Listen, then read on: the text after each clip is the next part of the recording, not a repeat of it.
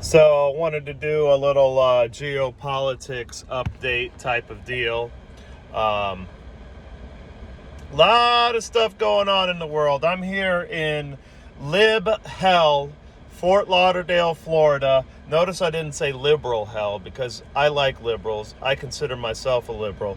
Liberals and libs are two different things. Libs would be more closer to neoliberals, which is basically the same thing as a neoconservative, except that they pretend to be more inclusive or whatever you want to call it. That's all virtue signaling. These libs and neoliberals are just as bad as neoconservatives. And I am in the lib hell that is Fort Lauderdale. And really, I mean, as soon as you come into one of these cities, you notice everything's just dirtier, more run down.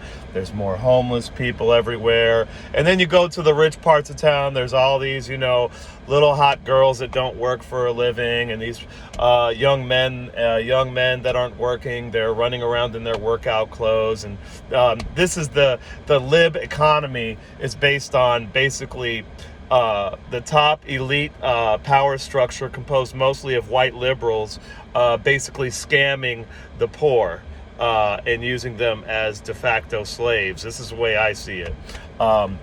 Malcolm X would agree with me, so I'm in good company. So I'm in neoliberal hell of Fort Lauderdale, and there's a lot going on now. I'm not in, I've kind of tuned out of domestic American politics, but there's been some interesting stuff going on there. Basically with Ukraine, what's going on is the war of attrition that the Russians have imposed on Ukraine and the United States and Europe is continuing, and they're continuing to slowly but steadily and very noticeably wear down what they call the collective West, which would be Ukraine and the United States. And one thing I wanted to point out is my feeling on this may be as a foreign policy blunder, which is what the Ukraine war is for the United States. This may be the biggest diplomatic foreign policy debacle since at least Iraq, and I'm going to argue since even prior to Iraq.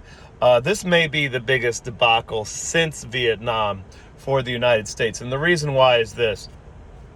Even though Iraq was direct U.S. intervention and it was unpopular throughout the world, the Europeans still upheld the status quo on their end. Even though the Germans went out and protested in the rain, I remember because I was there in the United States Army at the time. The Germans would protest in front of Ramstein Air Force Base every day, out in the rain, snow or shine, it didn't matter. And guess what that got them?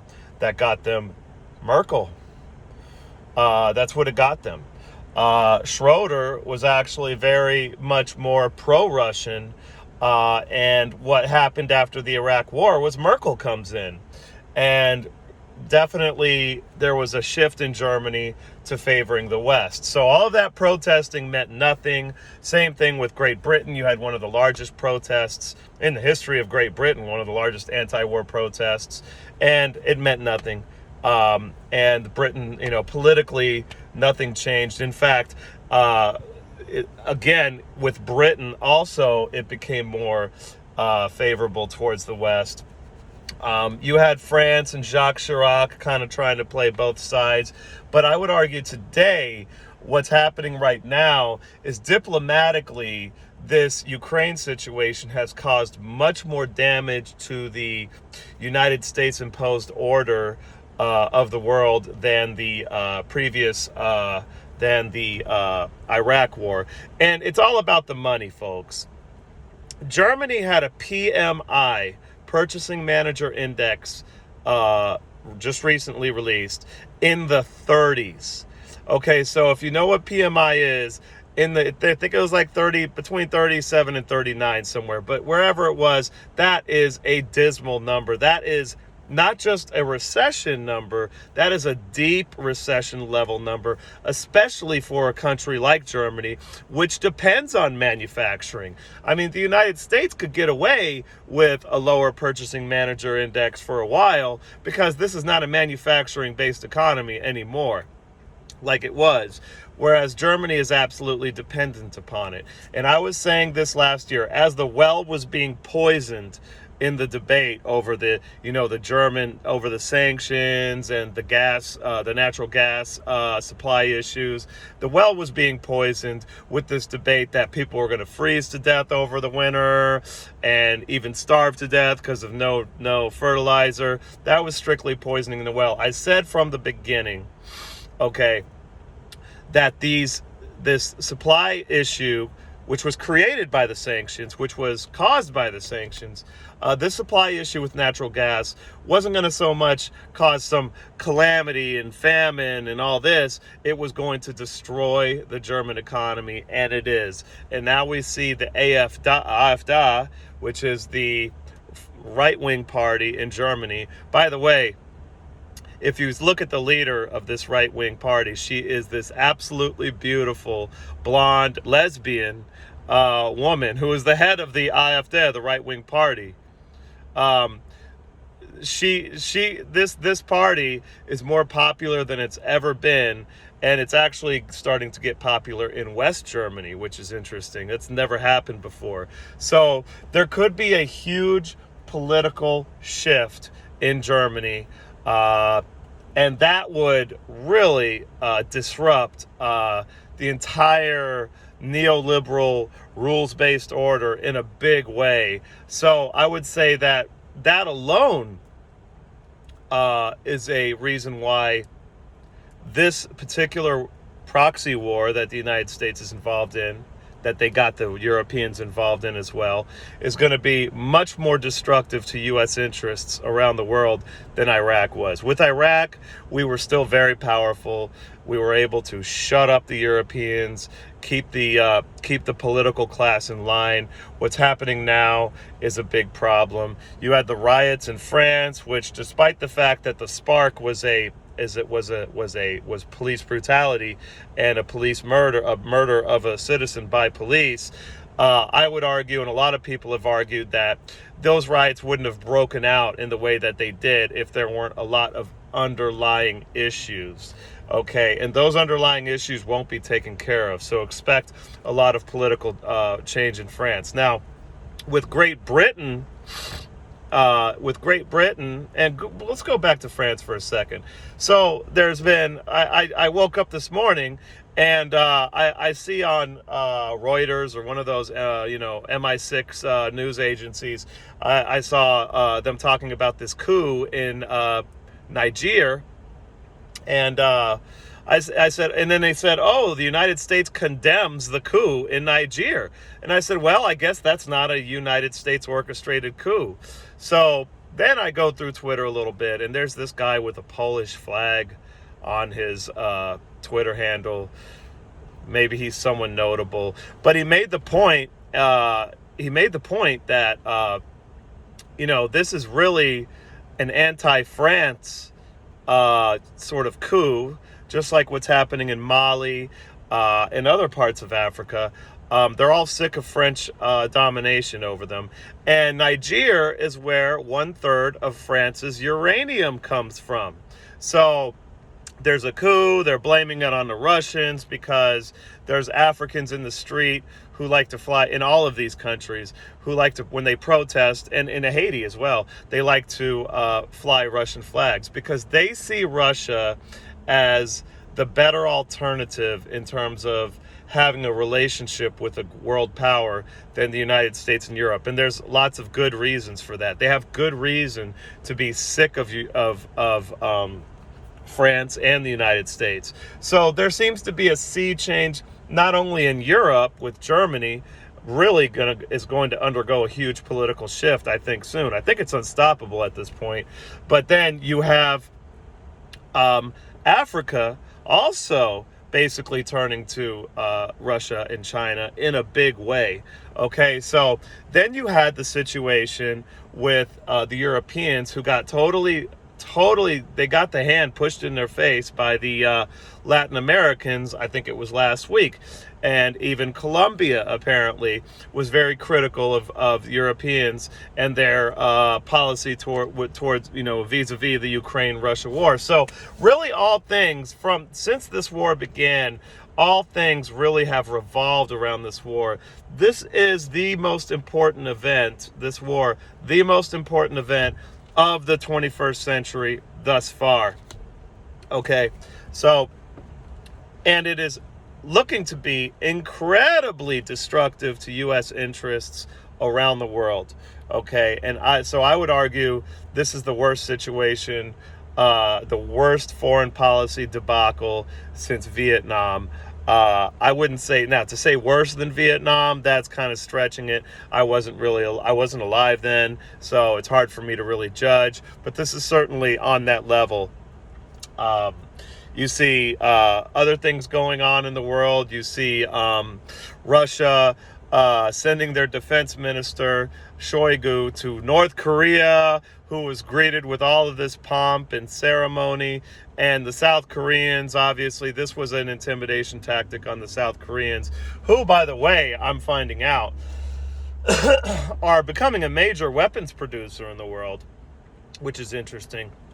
There's a lot of competition between South Korea and India on trying to get in on the weapons market. So like we need any more weapons in the world. But everybody wants a piece of that action, especially when there's a war going on that, who knows, can last some time, or more wars to come. So we got that. We got Emmanuel Macron in one of the Oceania islands, French Polynesia or something, and he's saying that China's a threat. So he's going around basically working for the United States, trying to, cajole the Polynesians into, not talking to China in any way, because recently, as many people know, the Chinese and the Solomon Islands made a deal. Now, the Solomon Islands are actually very close to Australia. So there's a lot going on in the world. BRICS coming up. They've announced that they're not going to make a currency. It seems like the whole idea of BRICS making a currency was more a concoction of the minds of paranoid people in the West. What they're doing, the BRICS has decided they're going to make a bank. They announced this the other day. They're going to make a bank, and they're going to create an international payment system as an alternative to something like SWIFT, and basically as an alternative to the IMF as well. So that's going to be an interesting situation. Of course, the United States doesn't want to see any alternatives to the IMF pop out, because the IMF has been a very good way to strong-arm countries into doing what we want. Case in point, South Africa. South Africa has to abide by the ICC warrant for Vladimir Putin when ICC issued a warrant for Vladimir Putin's arrest for war crimes, which are based on false as far as I can tell, there's very, very little evidence to support these allegations. Well, South Africa has to abide by these because they're taking money from the IMF. And when the IMF comes into a country, what they do is they force these countries to, sign on to the International Criminal Court, which is a bullshit court. So I have family members that have had personal involvement with that, with the International Criminal Court. It's bullshit court. So, a lot going on in the world. The United States empire continues to decline. Now, the only thing I wanted to say about American politics is this: it's obvious to me, there's no way. I'm sure Biden wants to continue to be president, and he wants to run in 2024. And I don't know what kind of hooks he has on the people, in position in the DNC and all that, and how he's going to blackmail them into keeping him in, or try to blackmail them. But I don't know if I'm finding it hard to believe that he's going to actually be able to run in 2024. So what they're going to do my opinion, is they're going to trot out Gavin Newsom. And Gavin Newsom, because, see, the United States electorate is so stupid. First of all, they don't even know what the average American voter has no clue what the role of the president is, what his powers are, what his job is. So what the American people are going to do is they're going to look at Gavin Newsom. He looks good. He sounds decent. He was the governor of California. He's going to win. He will win if he runs. I don't see anybody that can beat him, except maybe RFK Jr. if he continues to rise and he can challenge Gavin Newsom enough, within the DNC to cause enough disruption. And then if RFK Jr. then goes independent after not getting the nomination, because he won't, maybe then that could cause Gavin Newsom to run. But I would say that Gavin Newsom is going to be trotted out. He's going to win. And it's going to be 4 more years of absolute corruption. It's going to be another disaster. It's going to be a real disaster. The United States people, the electorate, okay, is incapable of electing competent leadership. It's incapable because they don't know how their own government runs. They don't know anything about economics. They have no concept of money. They have no concept of history. Okay, this electorate is not capable of electing competent leadership. So it's going to continue to get worse.